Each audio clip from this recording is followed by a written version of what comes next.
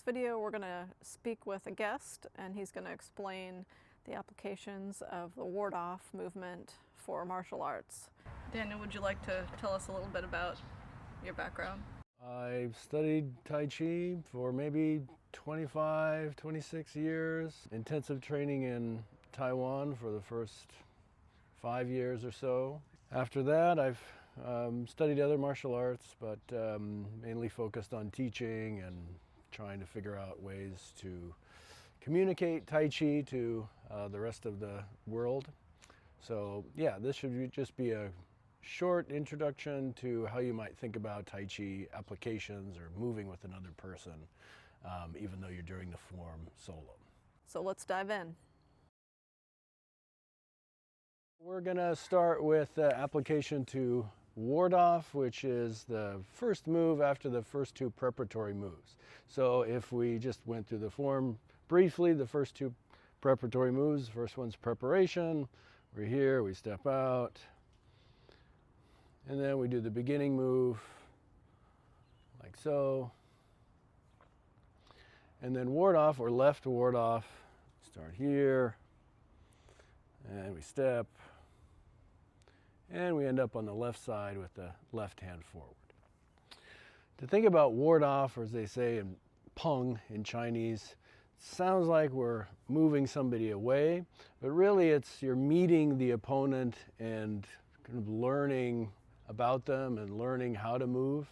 You need to meet your opponent to know how to respond to them. So that first move right here, you want to think about moving with your opponent. So if Angie comes up, throws a fist at me, right, I can just do that, right? And if I see her move, it starts to train my perceptions. I see her shift her weight, and I can start to lift that hand and not bat her out of the way, but just use my arm to sense and then move my body out of the way. And then maybe I can step in and do something else, right?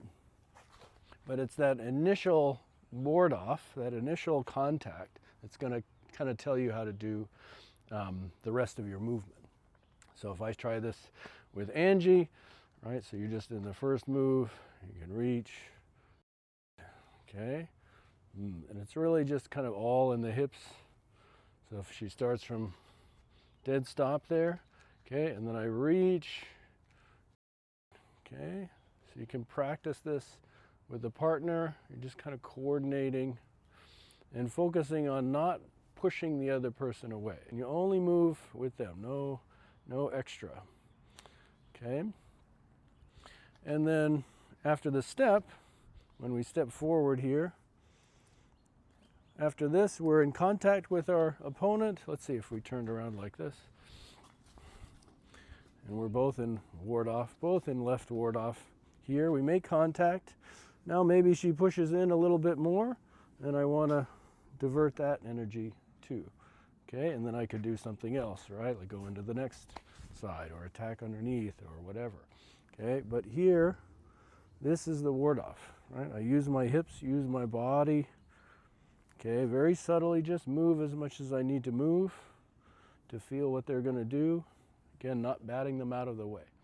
Okay, one way we train this type of thing is you step forward, I step forward.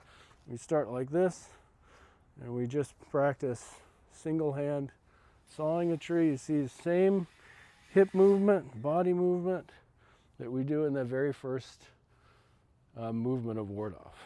So again, it's right here. You can imagine somebody coming at you. You drop your right hip.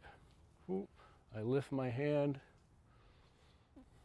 to meet them on the outside. Okay? After the step, here, same thing. I have this hip motion. I feel them in the outside of my forearm. I move with them. Okay? This is kind of the very beginning of Tai Chi applications. Hopefully you found that lesson helpful. Please like and consider subscribing, and hope to see you back. All right.